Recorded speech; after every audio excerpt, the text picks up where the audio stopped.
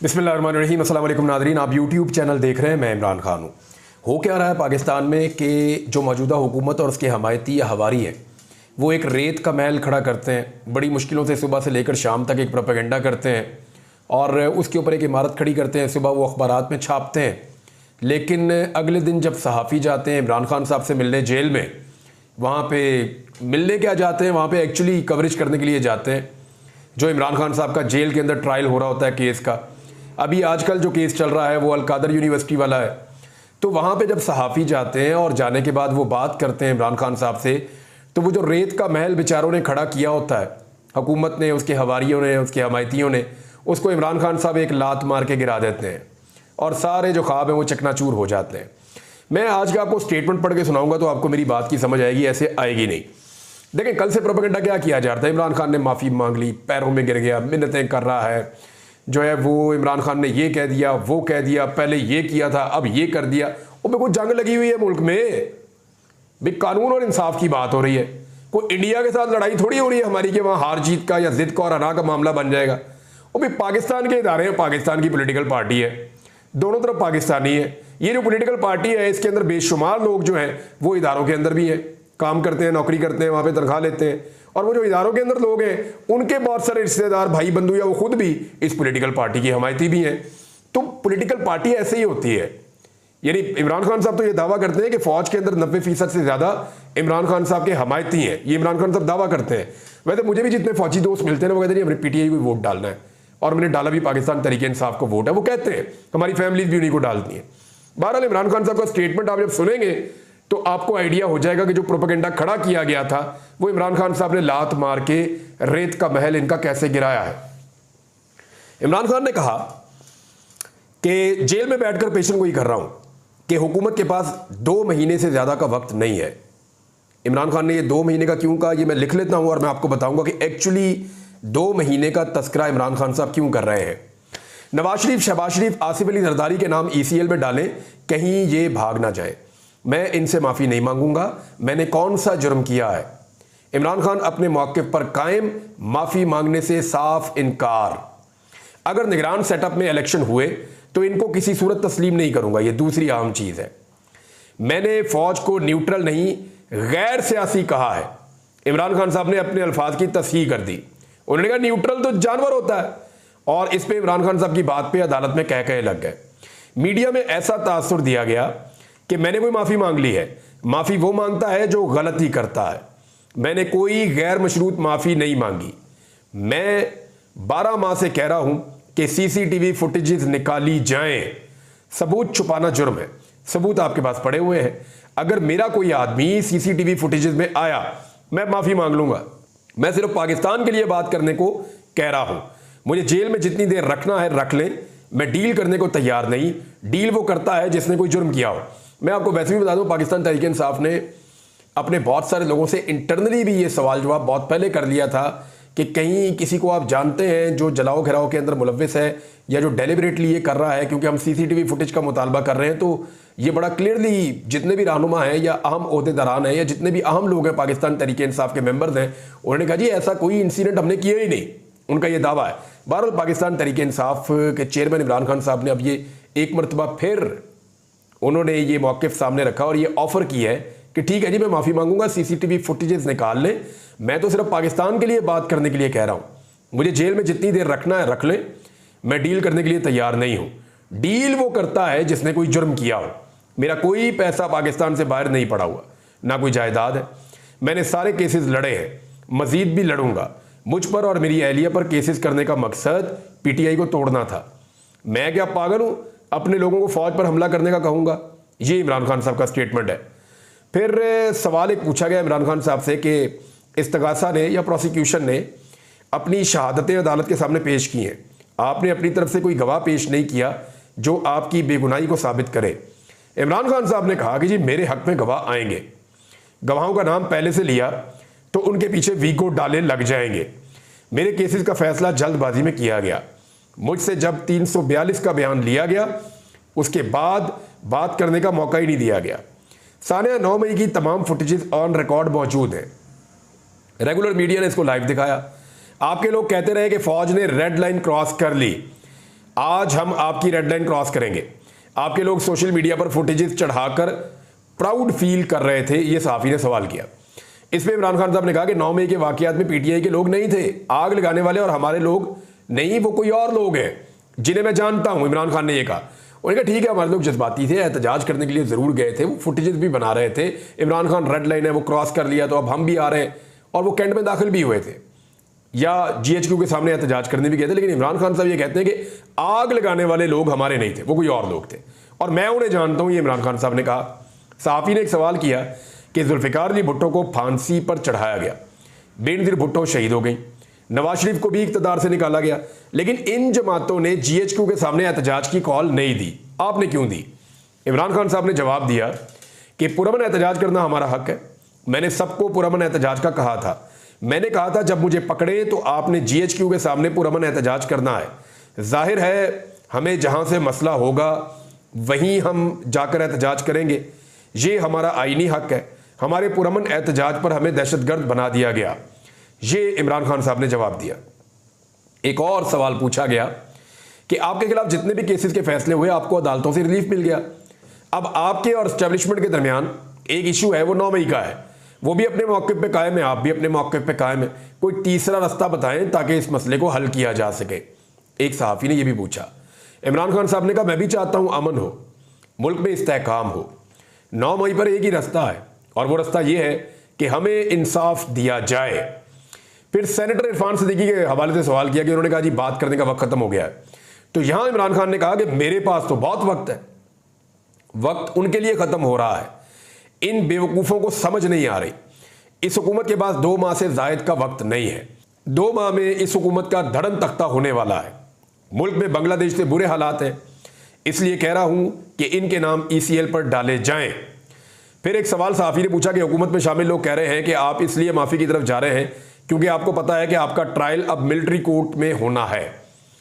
इन रेलू कट्टों का एक ही मकसद है, ये इमरान खान साहब ने लफ्ज़ इस्तेमाल किया, उन्होंने इन रेलू कट्टों का एक ही मकसद है कि फौज के जरिए पीटीआई को ख़त्म किया जाए और ये बच जाए। लेकिन ये नहीं बचेंगे। मेरे खिलाफ ये सब इसलिए किया जा रहा है कि मैं कोई डील करूं, लेकिन मैं कोई डील नहीं करूंगा। मेरे खिलाफ जितने मुकदमात बनाने हैं बना लें, जितना जेल में रखना है रख लें, ये इमरान खान साहब ने कहा। एक आखिरी सवाल जो एक सहाफ़ी की जानिब से पूछा गया वो ये पूछा गया कि मुल्क में अगर अबूरी सेटअप कायम किया जाए और इसके तहत इलेक्शन करवाए जाएं तो क्या आपको वो इलेक्शन कबूल होगा? तो इमरान खान साहब ने इस पे जवाब दिया कि चीफ इलेक्शन कमिश्नर सबसे बड़ा फ्रॉडिया है, इसने पहले भी फ्रॉड इलेक्शन करवाए हैं। ज़िमनी इलेक्शन में भी उन्होंने पहले ही डब्बे भर दिए थे, किसी को देखने तक नहीं दिया, मर्जी के रिजल्ट जारी कर दिए। मौजूदा हुकूमत के ज़ेर इंतज़ाम बनने वाले अबूरी सेटअप और इस इलेक्शन कमिश्नर की ज़ेर निगरानी में कोई भी इंतखाबात हुए तो हम इलेक्शन को तस्लीम नहीं करेंगे, ये जी इमरान खान साहब ने कहा। तो ये बेचारे बड़ी मुश्किलों के ख्वाबों का एक महल खड़ा करते हैं, इमरान खान साहब लात मार के गिरा देते हैं। वो कह रहे जी मैं तो नहीं कर रहा डील। 2 महीने का इमरान खान ने क्यों कहा, ये मैंने यहाँ पॉइंट लिख दिया था। 2 दिन पहले एक स्पेस हो रही थी गुज़िश्ता रात शायद, और उसमें भी मैंने ये बात की थी कि वक्त एक्चुअली सरकार और सरकार के हमायतियों के पास कम है। पीडीएम की सरकार या एस्टेब्लिशमेंट जो कोई भी इमरान खान साहब से बात करना चाहता है उनके पास वक्त बड़ा महदूद है। ये मैं क्यों कह रहा हूँ इसको ज़रा आप समझें। काजी फ़ायद ईसा पाकिस्तान के अंदर और इंटरनेशनली जो बाइडन, ये 2 ऐसी रुकावटें थी इमरान खान साहब के सामने जो दूर होने जा रही हैं अगले 2 महीने में। यानी जो बाइडन के पास अब आखिरी अक्टूबर नवंबर रह गया है, सितंबर अक्टूबर, और नवंबर में इंतखाबात हो जाएंगे। फिर जो बाइडन जो है वो मेहमान है। वैसे भी जो बाइडन अब दोबारा इलेक्शन नहीं लड़ रहे। जो बाइडन का एक इमरान खान साहब के साथ एक इशू है, अब वो आप पर्सनल इशू कह लें, लेकिन वो एक इशू जो बाइडन का इमरान खान साहब के साथ है जिसकी वजह से अमेरिका की जो पॉलिसी थी वो एंटी इमरान खान थी। लेकिन जो बाइडन के जाने के बाद चाहे कमला हैरिस आ जाए या चाहे डोनाल्ड ट्रंप आ जाए, डोनाल्ड ट्रंप आएंगे तो वैसे भी एंटी एस्टेब्लिशमेंट है। पूरी दुनिया में जो एंटी एस्टेब्लिशमेंट फोर्सेज हैं या कुव्वतें हैं या आवाज़ें हैं वो जीत रही हैं। जहां भी आप दुनिया में देखें जो एंटी एस्टेब्लिशमेंट है, फ्रांस के अंदर आप देखें जो एस्टेब्लिशमेंट के हमायती सियासतदान थे वो हारते चले जा रहे हैं। अब अमेरिका में भी क्या ये हो पाएगा? क्योंकि डोनाल्ड ट्रंप वहां पे एंटी एस्टेब्लिशमेंट है, कमला हैरिस जो है वो एस्टेब्लिशमेंट की उम्मीदवार कही जा रही है। तो अब वहां पे जीते कोई भी, इमरान खान के खिलाफ जो एक नफरत है, जो एक जहर है, वो वहां पे बेअसर हो जाएगा। दूसरा, काजी फायज ईसा साहब एक बहुत बड़ी सहूलत है पीएमएलएन के लिए या इस सरकार के लिए, पीडीएम की सरकार के लिए, या ये जो इस वक्त सारा निज़ाम चल रहा है इसके लिए। और वो मैं जानता हूँ, ज़ाती तौर पे भी कुछ ऐसी चीज़ें जानता हूँ जो मैं कभी वक्त आएगा तो बताऊँगा, या कभी मुझसे अदालत बुला के पूछेगी तो बताऊँगा। मेरे पास बहुत अहम इंफॉर्मेशन है काजी फायज ईसा साहब के बारे में, वो मैं बता सकता हूँ, वक्त आएगा तो इंशाल्लाह मैं ज़रूर बताऊँगा। लेकिन मैं ये जानता हूँ और पाकिस्तान तहरीक इंसाफ का भी ये बिलीफ है कि जब तक काजी फायज ईसा है, तहरीक इंसाफ दीवार के साथ लगी रहेगी। लेकिन काजी साहब के जाने के बाद क्या होगा? होगा ये कि इंसाफ तेजी से होना शुरू हो जाएगा। ये जिन सीटों को 8 फरवरी से लेकर अक्टूबर तक, अगर काजी साहब अक्टूबर तक रहे और अपनी मुद्दत वो पूरी कर ली और उनको एक्सटेंशन ना मिली, तो इतने महीनों तक तो काजी साहब कंट्रोल कर सकते हैं। लेकिन जब काजी साहब की अक्टूबर में रिटायरमेंट हो जाएगी तो उसके बाद कौन कंट्रोल करेगा? फिर तो जजेस या ट्रिब्यूनल्स वो फैसले देने शुरू कर देंगे, ना कोई स्टे आएगा ना कोई और चीज आएगी, बल्कि अदालत हुक्म जारी कर सकती है कि जी 6 महीने के अंदर अंदर, एक्चुअली तो ये 6 महीने का प्रोसीजर होता है ना, 6 महीने के अंदर अंदर ट्रिब्यूनल ने अपना फैसला देना होता है एक उम्मीदवार के हक में। अब वो 6 महीने खत्म होने में चंद दिन रह जाएंगे पीछे, या चंद हफ्ते रह जाएंगे, 1-2 हफ्ते रह जाएंगे ट्रिब्यूनल की कार्रवाई शुरू हुए, तो वहां पे फिर सुप्रीम कोर्ट ये ऑर्डर दे सकती है कि 6 महीने की जो आईनी हद है फैसला करने की, उसके मुताबिक ट्रिब्यूनल फैसले करे। तो फिर इनको फैसले करने पड़ेंगे। अब जब ये फैसले करेंगे तो उस वक्त पत्तों की तरह, जैसे खिज़ां के मौसम में पत्ते झड़ते हैं ना दरख्तों के, ऐसे इनके जाली फॉर्म 47 के ऊपर बैठे हुए एमपीएस और एमएनएस वो झड़ने शुरू हो जाएंगे। शरीफ खानदान जो है वो एक आधे बंदे को छोड़ के सारा का सारा असेंबली से बाहर चला जाएगा, चाहे वो पंजाब असेंबली की सीटें हों, चाहे वो कौमी असेंबली की सीटें हों, रिश्तेदारों की सीटें हों, और पीएमएलएन के जो बड़े बड़े बुर्ज हैं वो भी गिर सकते हैं।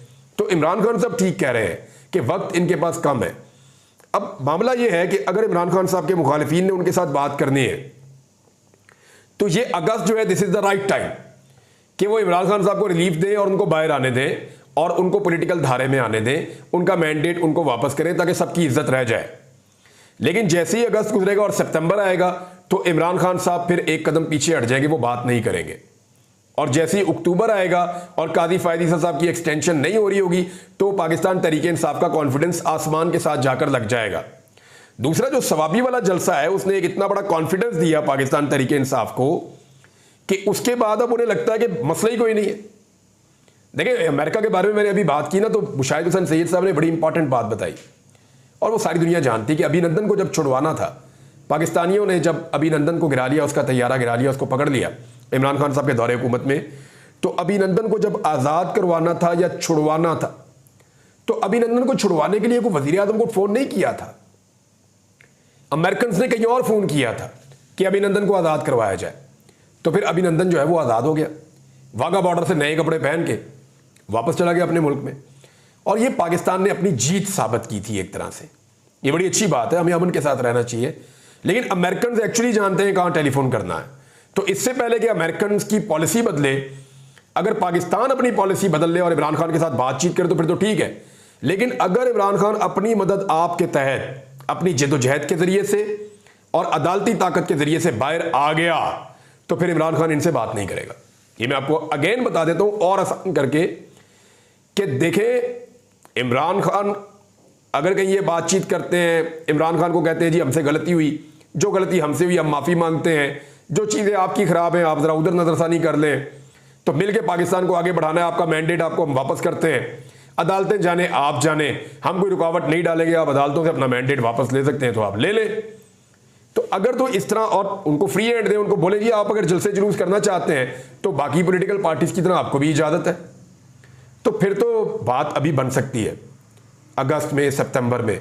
लेकिन अगर यही फस्तायत और जबर जारी रहता है और इमरान खान साहब ये सारी चीज़ें खुद गेन कर लेते हैं तो फिर इमरान खान साहब बात नहीं करेंगे। फिर उनके हाथ में जब गेम आती है तो इमरान खान साहब कैसे हो जाते हैं इसका आइडिया सबको है। तो ये मौका है, इससे सबको फ़ायदा उठाना चाहिए। और वैसे भी एक तहरीक खड़ी हो रही है। मैंने आज कुछ और मनाजिर देखे हैं, जो स्टूडेंट्स अकेले अकेले पहले अपने बयानात जारी कर रहे थे, उनके वीडियो मैसेजेस आ रहे थे। अब सबसे पहले लीड ली है इंसाफ स्टूडेंट फेडरेशन ने। ये पाकिस्तान तहरीक इंसाफ का स्टूडेंट विंग है और पाकिस्तान में बड़े लंबे अरसे से तलबा की सियासत के ऊपर पाबंदी लगाई गई है कि कॉलेजेस में, यूनिवर्सिटीज़ में तलबा सियासत ना करें। भाई क्यों ना करें सियासत? पाकिस्तान बनाने में तलबा का किरदार था। कायदे-आज़म मोहम्मद अली जिन्ना सबसे ज़्यादा एतबार और एतमाद तलबा के ऊपर करते थे और तलबा को अपने हर अव्वल दस्ते के तौर पर रखते थे। अभी जो बांग्लादेश की किस्मत बदली है वो तलबा ने बदली है, तो पाकिस्तानी तलबा को ये मौका क्यों नहीं दिया जाता? वजह यह है कि अगर पाकिस्तानी तलबा खड़े हो गए ना, या तालिब इल्म जब खड़े हो जाते हैं, तो फिर बंद कमरों में फैसले नहीं हो सकते। फिर होता यह है कि जो दो नंबरियां, धांधलियां, फ्रॉड, वो सारी चीज़ें ख़त्म हो जाती हैं। तलबा की ताकत बहुत ज़्यादा होती है, बहुत बड़ी होती है, उनके पास शऊर बहुत होता है। तो नौजवान इकट्ठे होना शुरू हो गए हैं।